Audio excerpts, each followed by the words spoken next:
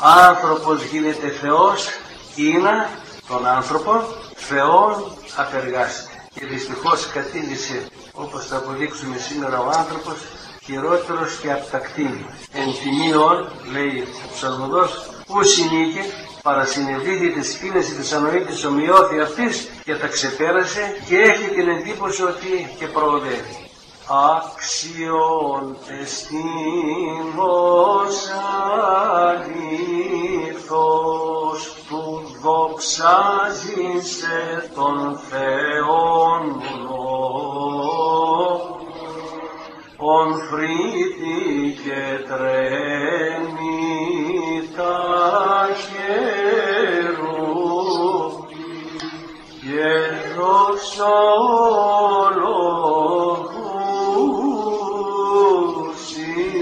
συνελεί των ουρανών των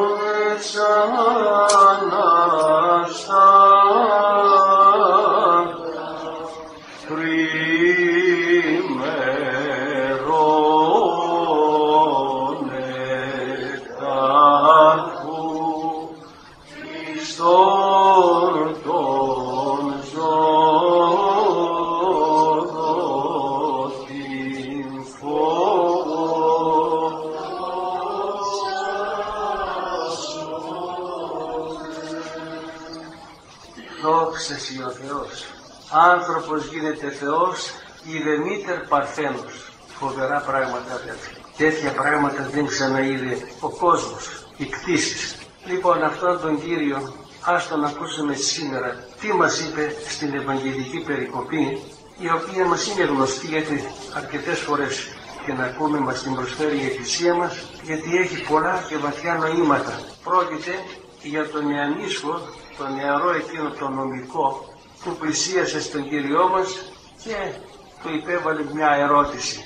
Αυτό που ακούσαμε σήμερα, η περικοπή δηλαδή, είναι παραμένει από το 18ο κεφάλαιο του Λουκά, του Ευαγγελίου του Λουκά, από το στίχο 18 μέχρι 27. Αλλά την ίδια περικοπή, το ίδιο περιστατικό, το αναφέρουν και ο Ματθαίος ο Ευαγγελιστής στο 19 κεφάλαιο του και ο Μάρκος ο Ευαγγελιστής στο 10ο κεφάλαιο. Και έχουν μερικές παραλλαγές και αυτό είναι το λεγόμενο συνοπτικό πρόβλημα. Δηλαδή, ένα γεγονός το είδαν όλοι, το έζησαν όλοι, οι τρεις μαθητές αυτοί, αλλά ο καθένας το περιγράφει όμως με δικό του τρόπο.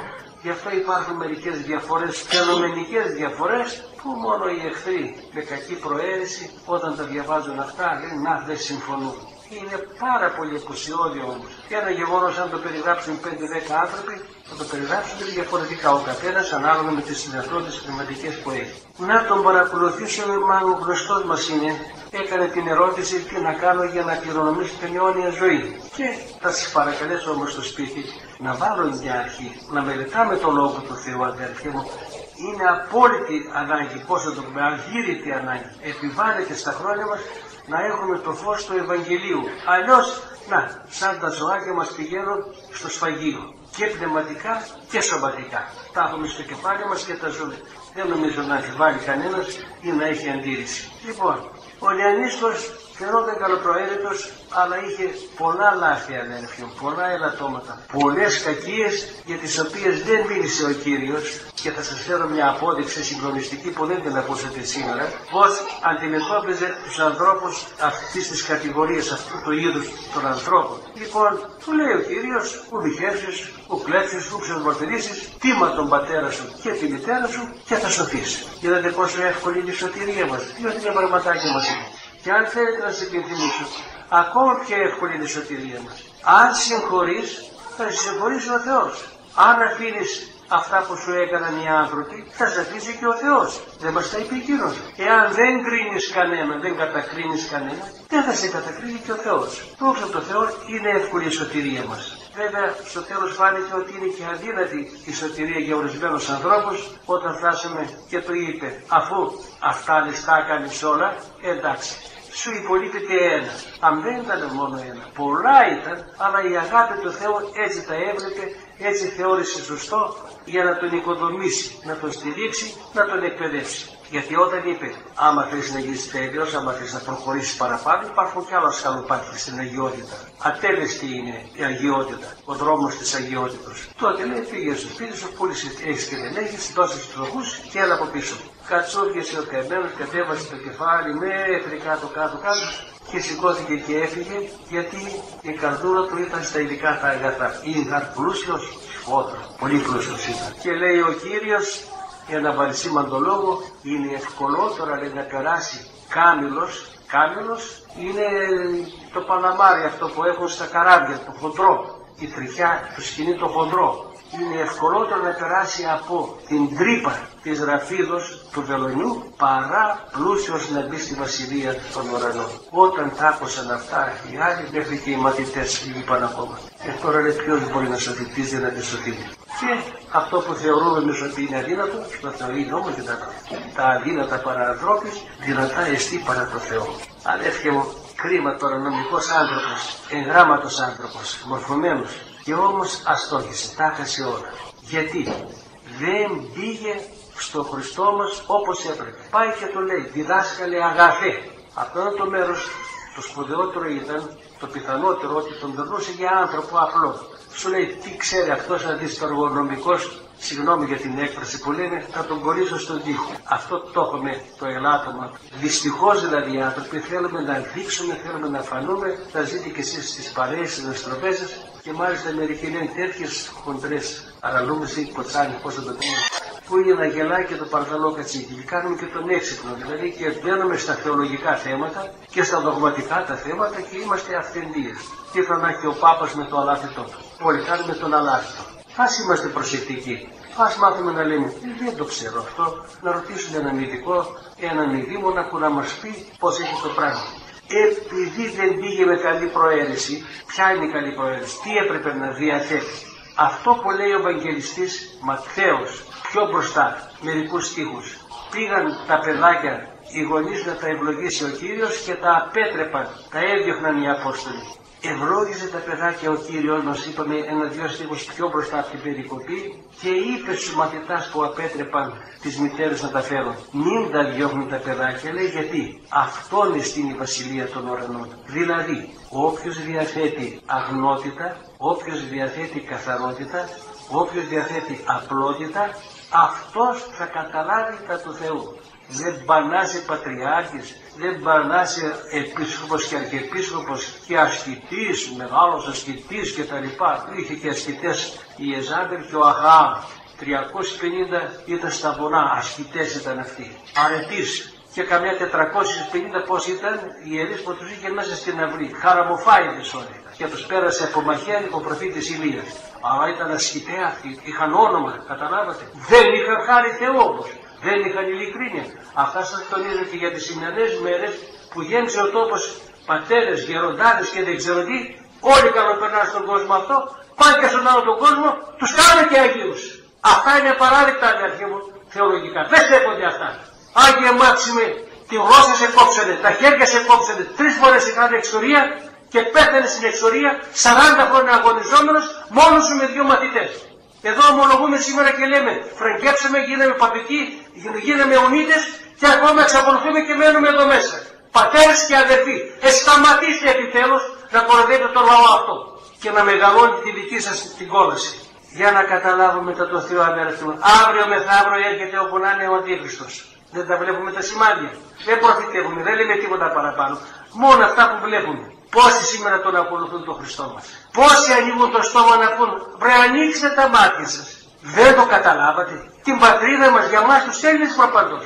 Μας την πήραν την πατρίδα. Την πίστη μας τη μαγάρισαν. Έρχεται ο Πατριάρχης και δώστον το πέκαλα. Ντροπή μας, ρε αδέρφια. Τι φταίει ο λαός. Φταίει και ο λαός. Φταίει και ο λαός. Έχει αυτό στην μερίδα του της ενοχής. Δεν κατάλαβε τίποτα, αδέρφια μου. Μορφωμένος άνθρωπος, νέος άνθρωπος, ήθελε να σωθεί βέβαια γιατί είναι μέσα. Μας το έβαλε Θεός για να σωθούμε. Άγνοια, παντελή άγνοια. Και τώρα να μεταφερθούμε και σε εμάς, να δείτε τι συμβαίνει τώρα και με εμάς. Θα σας πω μερικά έτσι παραδείγματα πόση άγνοια έχουμε. Όταν παλιότερα ήμουν εκπαιδευτικός επάνω στο πέρα στο γυμνάσιο, θυμάμαι μια μέρα πηγαίνοντας για τη Μεχανιώνα, είπα να κάνω μια στάση εκεί πέρα στη θάλασσα κάτω, στο Καραγκιόζη που λέμε το κτήμα εμείς, για να ησυχάσω, να ηρεμήσω. Γιατί όταν έφευγα από το σχολείο, είχα την εντύπωση ότι μόλις κοινώνησα όπως καλή ώρα τώρα αισθάνομαι και φοβόμουν να φτύσω, αλλά λέω να ησυχάσω λίγο εδώ, να πάω στη θάλασσα, να σκεφτώ τι είπα σήμερα στα παιδιά, πώς ήταν η παρουσία του Θεού, πώς μας ευλόγησε, πώς. Αυτά τα μεγαλεία και να τον ευχαριστήσω. Εκεί που καθόμουν με το αυτοκίνητο γυρισμένο προς τη θάλασσα, είδα στην παραλία ένα κεφάλι ανέβαινε κάτω, πάλι κάτω, πάλι ανέβαινε. Μετά από λίγο τελείωσε ο άνθρωπος, σηκώθηκε, βγήκε έξω, δίδηκε και ερχόταν στο μέρος που ήταν το αυτοκίνητο. Δίπλα ήμουν εγώ, με χαιρέτησε ο άνθρωπος, με χαιρέτησε και εγώ, τον είπα για που πας και τα λοιπά, λέει για Μηχανιώνα. Του λέω ανέβα πάνω. Εκεί πάω κι εγώ, δεν είναι ανάγκη να πας στο αστικό. Πάτε, σε ευχαριστώ, λέει, είχα λέει χρόνια, λέει. Ήταν 70, στην ηλικία μου 78, πόσο χρόνο θα ήταν. Έχω μια μεγάλη αμαρτία, λέει. Θέλω να κοινωνήσω, αλλά πώς να κοινωνήσω, έχω μια μεγάλη αμαρτία. Μια το λέω, έχεις μια αμαρτία. Εγώ του λέω κάθε μέρα δεκάδες και εκατοντάδες κάνω. Πήρε λάθος. Γιατί δεν το λέω, ρε. Λέει, ήμουν 15 χρονών παλικαρά την παιδί και μέσα στο ιερό, λέει, έκλεψα, λέει, 50 γραμμές από τον Πάτερ. Αυτή είναι μεγάλη σου αμαρτία. Τόσο μεγάλη τη θεώρησε. Μεγάλη λέει. Λέω, κατά τα άλλα, πώς πας σε σχέση με το Χριστό, πώς είναι. Τι επάγγελμα έκανες, λέει, ήμουν ναυτικός. Άλλη ναυτική, εσείς έχετε ταλαιπωρίες μεγάλες με καράβια, ταξίδια, πράγματα, μήνες αποσιάζετε το σπίτι σας. Λέει έτσι ακριβώς πάτε. Όταν κατέβαινες στο λιμάνι, πού πήγες, Αμέρικα πήγα, λέει. Ναι, ό,τι πήγα, λέει. Λέω πώς, τι κάνατε εδώ εκεί πέρα. Άλλη, ξέρω εγώ, λέει. Παντρεμένος είσαι, παντρεμένος είναι. Παιδάκι, ναι, γαρόλων μεγάλωσα. Λέω, έχετε ένα μεγάλο πειρασμό όμως, γιατί λείπετε πολύ καιρό από τις οικογένειες, άσχημο πράγμα αυτό δεν είναι. Πώς πας όμως με τα σαρκικά με τα λοιπά. Ναι, λέει, πάτε, ό,τι βρεθεί, ό,τι βρεθεί. Πώς πάτε, τι γίνεται. Δεν τα θεωρούσε τίποτα αυτό. Σκότωνε τη γυναίκα του, σκότωνε τον εαυτό του. Τα παιδάκια τον τραυμάτιζε, με το μάθημα αυτό που κάνει δηλαδή ένας άνδρας, άμα το κάνει μια γυναίκα, και έχει συνέπειες σε όλα τα μέλη. Τέλος πάντων, από εδώ το έλεγα από εκεί, τον είπα μήπως το μάγους, τέτοια πράγματα, μάγισσες και τα λοιπά, δεν ξέρω τι. Τα είπε όλα χαρτί και καλαμάρι. Άντε πήρα τώρα. Έχω και το πετραχίλια εδώ πέρα, τον διαβάζω την ευχή και την Κυριακή να πας να ανακοινωνήσεις. Θέλω να πω από αυτά, δεν τα θεωρούσε τίποτα. Εκτός τέτοια πράγματα που κάνατε, κάνατε. Τίποτα κι αυτά. Φόνοι δηλαδή, τίποτα κι αυτά. Ένα δεύτερο παράδειγμα από τη ζωή. Σας αρέσουν αυτά. Λοιπόν, τότε έγινε αυτό. Έγινε βάφτιση και τα λοιπά και μετά ως είδηστε κατεβαίνουν κάτω στο πόγιο. Πώς θέλουν οι άνθρωποι, τρώνε, πίνουν και τα λοιπά. Ήταν στο τραπέζι ένας νεαρός στα 40 μέχρι 50. Άνοιξε μια συζήτηση, πώς πας στο επίπεδο. Άσε ρε Πάτρε μου, έχω ένα μεγάλο αμάρτημα, μια μεγάλη αμαρτία, με έφαγε τη ζωή. Αλλά δεν το είπα και εσύ με έφτιαξε. Λέω μέσα μου, μια έχει αυτός ο άνθρωπος. Τι αμαρτία δεν το λέω, είναι ευκαιρία, παπάς είμαι κι εγώ να το διαβάσω, θα πει, θα εξαφανιστεί. Μπροστά από 15 πόσα χρόνια δεν ήμουν στην πατρίδα κάτω στην Ελλάδα. Ήμουν στην πόλη και γύρισα το βράδυ με το αυτοκίνητο στο χωριό. Στο δρόμο, λέει, σκότωσε ένα λαγό. Αυτό ήταν το μεγάλο το αμάρτημα του δηλαδή. Σκότωσε λαγό ο άνθρωπος. Τέλος πάντων. Του λέω με τη σύζυγο πώς θα πας. Τον είδα έτσι και λίγο ζωηρό. Άλλη την έδιωξα λέει. Μαμαλός λέει. Γιατί λέω τι. Να με έκανε παρατήρηση. Δεν μην πας. Ήταν περπατιάρης φαίνεται. Λοιπόν. Παιδάκι λέω έχουμε εκεί παιδάκι. Και τώρα τι γίνεται στο θέμα αυτό με γυναίκα πώς. Λέει όποια βρεθεί και τα λοιπά. Πού βρισκόμαστε. Συμπέρασμα. Δεν τα είχαν τίποτα οι άνθρωποι αυτά τα πράγματα και εκτός και τα λοιπά έλεγε και αυτός. Παρότρεπε τη γυναίκα, είναι πας σκοτώσει τα παιδιά, δεν ξέρω πόσο παιδάκι. Αδέρφη μου είδες η άγνοια τώρα τι κάνει. Λέει ο νόμος τώρα, αν τηρήσεις λέει όλο τον νόμο, θέσεις δε ενενή, ο άνθρωπος γέγονε πάντων ένοχος. Δηλαδή δεν μπορούμε έτσι θελικά ή κατ' επιλογή, πώς να το πω.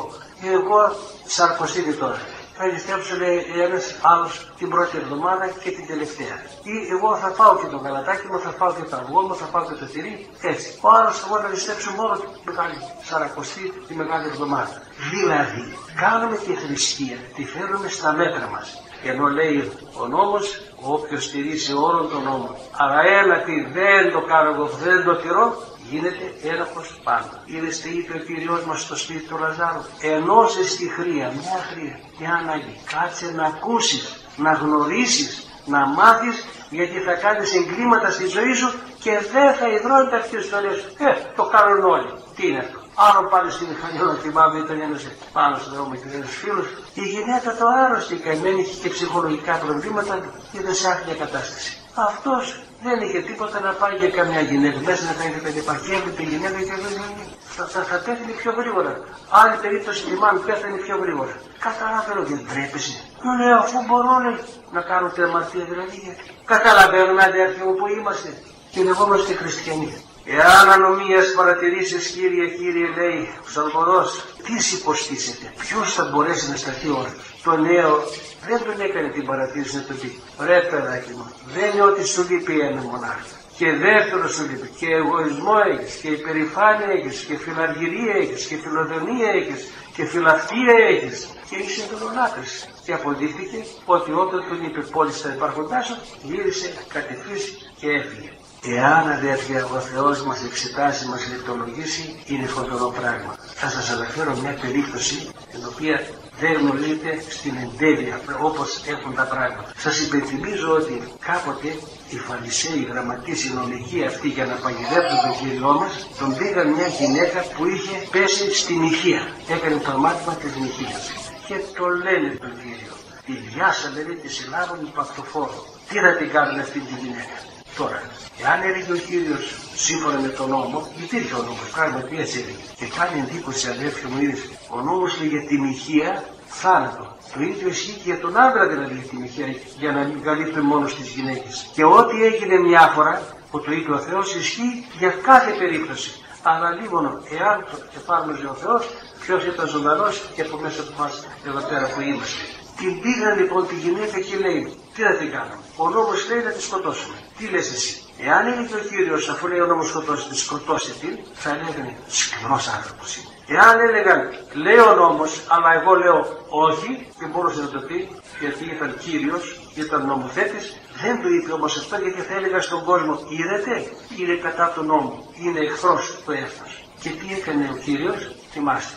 Έσκυψε κάτω και έγραφε. Τι έγραφε? Αυτοί που ήρθαν στα χέρια της πέτρες, ήταν έτοιμοι να σκοτώσουν τη γυναίκα, πήγαινε ένας από πάνω, έβλεπε κάτι, τι έγραφε εκεί πέρα, τις άφηνε τις πέτρες και έφυγε. Το ξέρετε αυτό. Ακούστε τώρα όμως πώς έχει το πράγμα. Πάει ο Μεσούλαμ, το λέει ο Κύριος, έπλεξες την περιουσία της Εκκλησίας. Πού το ξεδάκος λέει. Άφησε τις πόρτες. Αν το πει στον κόσμο ότι έκανα αυτό, θα με σκοτώσω. Δεύτερος, έρχεται ο Άσερ. Διέπραξες, του λέει, νηχεία με τη γυναίκα του αδερφού σου. Κανένας δεν το ξέρει. Πω, σου λέει. Αν το πει τώρα αυτό και το βεβαιώσει, πάει, θα με σκοτώσουν και εμένα. Άφησε το προς τις πέτρες. Έρχεται ο άλλος, ο Σαλούμ. Ψευδόρκησες, του λέει εσύ. Έτσι ήταν. Άφησε τις πέτρες. Πάει ο Ελέ. Χτύπησες, λέει, το γονέα σου. Ο νόμος έλεγε και λέει βέβαια μέχρι σήμερα. Παιδί που σηκώνει χέρι ή και όχι μόνο χέρι, αλλά και αντίρρηση και λόγο κατά τον πατέρα της μάνας, φλανάδοτε λεφτά. Τόσο αυστηρός είναι ο νόμος.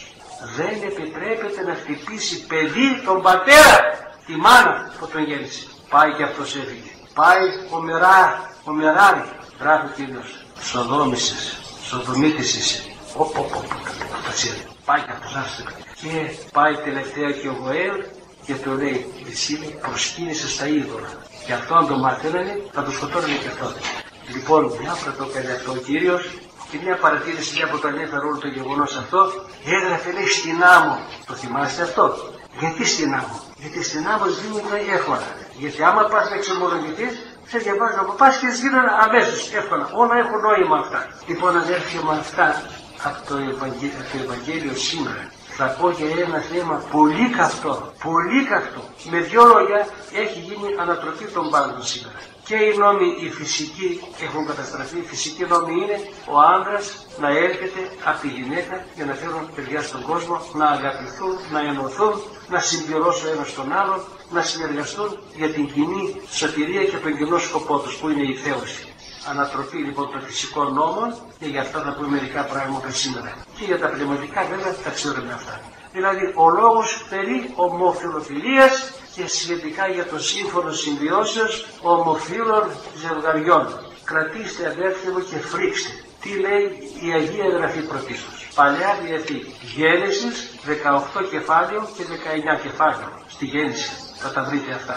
Πρόκειται για το Σόδομα και τα Γόμορα. Όποιος αμφιβάλλει και ας πάει μέχρι κάτω στην Νεκρά Θάλασσα στην Παλαιστίνη να τα δει. Δεύτερο, στο Λεβιτικό, στο 18 κεφάλαιο, στο στίχο 22. Τρίτον, στο Δευτερονόμιο, 29 κεφάλαιο, 21 στίχος. Ισαΐας, πρώτο κεφάλαιο, στίχος 7. Ιερεμίας, 49 κεφάλαιο, στίχος 18. Και τελευταία ο Αμμός, ο προφήτης, στο 4ο κεφάλαιο, στο 11ο στίχο. Και ο Ψαλμοδός, στον 10ο ψαλμό, στο στίχο 6. Όλα αυτά μιλάνε τι ταιριάζει σε αυτούς τους ανθρώπους που έχουν διαστραφεί, που έχουν πάρει αυτόν τον κακό τον δρόμο. Φταίνε βέβαια πολλά πράγματα, τι να πούμε. Ακόμη τα μικρά τα χρόνια, τα παιδάκια, όταν παίζουν, και άλλες φορές σας τα είπα, ό,τι παίζει το αγοράκι, μην το δίνετε στο κοριτσάκι. Ό,τι παίζει το κοριτσάκι, μην τα δίνετε τα παιχνίδια στα παιδιά. Να μην συνηθίζουν, γιατί συμβάλλουμε κι εμείς. Και σας τα εξήγησα κι άλλες φορές ότι αυτές τις καταβολές τις έχουμε όλοι μέσα μας. Είναι μπαμπατάν μαματάν, από τον Αδάμ, από τον Κάιν και ούτω καθεξής.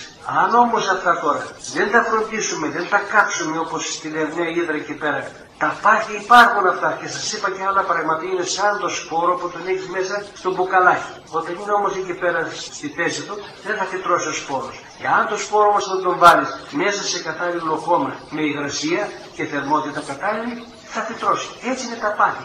Δηλαδή πολλοί γονείς φταίνε, δεν προσέχουν τα παιδιά τους, δεν τα ενισχύουν, δεν τα βοηθούν όταν δουν κάτι υπάρχει. Το θέμα είναι ότι κάνουμε λάθη και έχουμε τα αποτελέσματα τα φρικτά αυτά. Τι λέει η Καινή Διαθήκη? Ο Ευαγγελιστής Λουκάς στο 17ο κεφάλαιο, στο στίχο 29. Ο Ματθαίος ο Ευαγγελιστής στο 10ο κεφάλαιο, στο στίχο 15. Πάλι ξανά ο Λουκάς ο Ευαγγελιστής στο 10ο κεφάλαιο, στο στίχο 12. Επίσης, στη δευτέρα του επιστολή ο Πέτρος στο 26 κεφάλαιο. Και ο Ιούδας, ο Απόστολος, όχι ο Ισκαριώτης, στο 9ο στίχο, γιατί ένα κεφάλαιο έχει η επιστολή του. Επίσης ο Απόστολος Παύλος κάνει λόγο, Α Κορινθίους, 6ο κεφάλαιο, 9 στίχο. Και Ρωμαίους, 1ο κεφάλαιο, και στην πρώτη επιστολή του Αποστόλου Παύλου στον Τιμόθεο, στο στίχο 1. Αυτά η Αγία Γραφή. Οι αρχαίοι Έλληνες πώς αντιμετώπιζαν το πρόβλημα αυτό? Γιατί ακούμε και τέτοιες βρισκές και τέτοιες εξευτελισμούς και γι' αυτόν ακόμα τον μοναδικό θα λέγαμε στρατιλάτη του κόσμου, το Μεγάλο Έξοδο. Οι εχθροί μας. Ακούστε τι έλεγαν οι αρχαίοι. Σπάρ, ο Λικούρμος. Ή δε της παιδός σώματος πορευόμενος φανεί έσχιστον.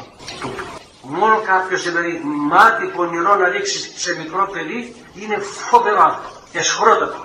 Και σήμερα έχουμε κόμμα παιδαριστών. Ο Περικλής είχε έναν άρχοντα διορισμένο και τον άκουσε μια-δυο φορές να μιλάει για την ομορφιά ενός νεανίσου, ενός νέου παιδιού. Και τον λέει, μάζεψέ τα και στο σπίτι σου. Ο άρχοντας λέει, όχι μόνο πρέπει να έχει καθαρά τα χέρια του, να μην κλέβει δηλαδή, αλλά και τα μάτια του να είναι καθαρά. Το 400-500 ο Χριστός αιώνας. Και παρακαλώ, ούτε καν χριστιανοί δεν ήταν οι άνθρωποι. Ούτε τα μάτια, λέει, του υπαλλήλου, του άρχοντα, δεν πρέπει να είναι κλερωμένα. Τι λέει ο Σόλων? Αυτός που θα μιμηθεί για κυνεδισμό αυθημερών θάνατο. Αδέρφια μου, να πάμε να πνιγούμε και η Αραγία που δεν τολμάει να βάλει το μαχαίρι. Τι σκεπάζει αυτό το ράσο? Τι λένε οι κανόνες? Μέγας Βασίλειος, 7ος κανόνας και 62ος. Ότι ανασχημοσύνη εν της άρεσιν επιδεικνύμενος 15 χρόνια μακριά από τη Θεία Κοινωνία. Και μάλιστα ένα άλλο παράδειγμα υπάρχει για ιερέα, ο οποίος έπεσε στη μοιχεία. Είχε πιει λίγο κρασί ο άνθρωπος και μια πονηρή γυναίκα κτλ. Πλησίασε και κατάλαβε μετά ότι έκανε αμαρτία. Και αν μετανία πηγαίνει στο Μέγα Βασίλειο και το λέει, πατέρα μου, το και το. Έπεσε. Ωραία, του λέει, θα βγάλεις το τετραχύλι. Δεν μπορείς να είσαι ιερέας. Έλα όμως να πάμε στην κηδεία, λέει, έχω μια κηδεία. Τώρα πάμε μαζί να κάνουμε την κηδεία. Κάνοντας την κηδεία, είπε ο επίσκοπος ότι σιή Ανάσταση Μακαρίδη και Ανάπαυση, στο κειμένο δούλου τάδε. Ήρθε και η σειρά το πάτελο ότι σιή Ανάσταση Μακαρίδη και Ανάσταση, τάδε. Σηκώθηκε ο πεθαμένος. Παρά τα αυτά του λέει, Άγιος γίνεσαι, ιερέας δεν μπορείς να είσαι. Ο Αρσενικίτης αποκλείεται της ιεροσύνης. 61 κανόνας των Αποστόλων και ένατος της πρώτης Οικουμενικής Συνόδου. Ο Ιωάννης ο Νηστευτής το ίδιο των 19 κανόνα. Συμπέρασμα, αδέρφια, ας ανοίξουμε όχι μόνο τα μάτια μας, αλλά και το νου μας και την καρδιά μας, γιατί αυτά που συμβαίνουν είναι φοβερά. Και αν θέλετε, όταν φτάνουν στο σημείο αυτό οι άνθρωποι, την πρώτη φορά έγινε ο κατακλυσμός. Γιατί οι άνθρωποι έγιναν, λέει η Αγία Γραφή, σάρκες. Καταλαβαίνουμε τι σημαίνει σάρκα. Δεν συγκρίνεται με τίποτα άλλο. Τέτοια πράγματα να ακούς πνευματικά όχι. Σάρκα, σαν το ζώο, σάρκα. Το αίσθημα. Πόσοι σώθηκαν? 8. Από όλον τον κόσμο. Δεύτερη περίπτωση. Σόδομα και Γόμορα. Πεντάπολης, 5 πόλεις και πόσα χωριά. Πόσοι σώθηκαν? 3. Όλοι οι άλλοι κάηκαν. Έξοδος από την Αίγυπτο. 2 εκατομμύρια. Πόσοι πήγαν στον τόπο της Επαγγελίας? 2 άνθρωποι. Οι άλλοι γιατί γόγγισαν, γιατί με τα πάθη τους ζούσαν. Ήταν φοβερά τα πάθη που είχαν. Γι' αυτό, αδέρφια μου, ο Θεός την πρώτη φορά που έκανε κατακλυσμό είπε, ξανά δεν θα κάνω κατακλυσμό. Τι είπε όμως? Θα γίνει κατακλυσμός διαπυρός. Δεν τα λέει ο Πούτιν. Μη με αναγκάσουν, λέει, να χρησιμοποιήσω και πυρηνικά ακόμα. Για κάτι γειτόνους καλούς που έχουμε κι εμείς εδώ πέρα, αλλά και όλοι μας το αξίζουμε. Όπου να είναι όμως θα γίνει και αυτός ο κατακλυσμός, αδέρφια μου, γιατί και οι άλλοι έχουν αφηνιάσει, οι Εβραίοι δηλαδή, σώ και καλά θέλω τον πλανητάρι και τους νεφέρων, αλλά πέρα από όλα αυτά όμως είναι η αποστασία μας, είναι οι αμαρτίες μας. Παράκληση θερμή, αδέρφια, άνδρες αδέρφοι, γυναίκες, αν οι άνδρες αγρό να αγοράζουν. Βάλτε μια τάξη στον εαυτό μας πρώτα και στο σπίτι μας. Να κάνουμε το απόδειπνο, να κάνουμε το γιορτισμό της Παναγίας μας, να πάμε να εξομολογηθούμε, να ψάξουμε, να βρούμε, να παρακαλέσουμε τον Θεό να μας στείλει πνευματικό σωστό, γιατί σήμερα δυστυχώς οδηγούμε τους ανθρώπους στην καταστροφή. Τι συναντάμε, τι ακούμε? Να, προχθές πήγα σε κάποιο κομμόπολη δίπλα και τον τον πάτερ. Τι είναι ρε πάτερ? Εδώ βρήκατε να χτυπήσετε? Ένας παπάς που τα παίζει όλα για όλα και λέει την αλήθεια ολοκληρωμένη. Και άκουσαν αυτά τα πράγματα, έφρυξαν οι άνθρωποι και σηκώθηκαν, έφυγαν, τον παράτησαν. Δεν άξιζε ούτε καν να κάνεις διάλογο. Τέτοιους έχουμε στο κεφάλι απάνω. Αλλά φταίμε εμείς. Γι' αυτό, αδέρφια μου, για τη σωτηρία της ψυχής, να βάλουμε μια αρχή. Μην περιμένετε. Δεν έχουμε πατέρες. Είμαστε ορφανά. Δεκαετίες το έγραψα σε μια απολογία με τον οποίο. Τι απολογία, βρε? Να απολογηθώ γιατί? Για 4 κατηγορίες αναγκάζομαι να σας το πω. Και προσωπικό είναι αυτό. Γιατί κηρύττει. Αυτό το σκέει πάρα πολύ. Αυτά σήμερα που σας διάβασα, οπουδήποτε να ήμουν την ίδια μέρα έπρεπε να τα μαζέψω να πάω σε άλλη ήπειρο. Καταλαβαίνετε πως είναι τα πράγματα. Κηρύττει, λειτουργεί, εξομολογεί, κάνει λειτουργίες, αγρυπνίες. Καλά είναι αυτά τα πράγματα εγκλήματα. Και θα τα βρείτε αυτά και στην Κρήτη να πάτε και στην Κέρκυρα να πάτε και στη Ρόδο να πάτε, όπου και να πάτε, σε όλες τις Μητροπόλεις. Έστειλαν ένα χαρτί και είπαν, μην τυχόν περάσει αυτός ο παπάς γιατί κάνει αυτά και αυτά και αυτά τα πράγματα. Αυτά τα εγκλήματα. Καταλαβαίνετε που βρισκόμαστε? Άντε αδέρφια μου, να φανούμε άξιοι των περιστάσεων. Να κοιτάξουμε την ψυχή μας. Οι άνδρες πήρατε τη γυναίκα, τη σύζυγο, μην το λες γυναίκα μου, σύζυγος είναι, για να σε βοηθήσει να την παρουσιάσει στον ουρανό. Αυτός είναι ο σκοπός. Τα παιδάκια που χάρισε ο Θεός μας εμπιστεύτηκε να τα οδηγήσουμε στον Χριστό, να μπορέσουμε να πούμε ιδού εγώ και τα παιδεία. Επειδή και εμένα με συνέχουν αυτά, αδέρφια μου, γι' αυτό λέω και όσο αναπνέω θα τα λέω. Αν ο Θεός επιτρέψει, που νόμιζε έπρεπε να φύγω τώρα από αυτόν τον κόσμο, όσο παρατείνει όμως θα τα λέω, γιατί είναι πάρα πολύ σοβαρά. Όσο σκέφτομαι ότι θα βρεθούμε μια μέρα σε πολύ δύσκολη θέση και δεν χωράει τίποτα δικαιολογία εκεί πέρα. Γιατί το έλεος που μας κυνηγάει μια ολόκληρη ζωή. Να δώσει ο Θεός να γίνει μια αφετηρία σήμερα. Και όποιος ακούσει τα λόγια αυτά, όπου και αν βρίσκεται, να βάλει μια καλή αρχή, ό,τι έκαναν και μεγάλοι Άγιοι, με παράδειγμα κλασικό το Μέγα Αντώνιο, έβαζε κάθε μέρα μια καλή αρχή. Ο Θεός να δώσει. Αμήν.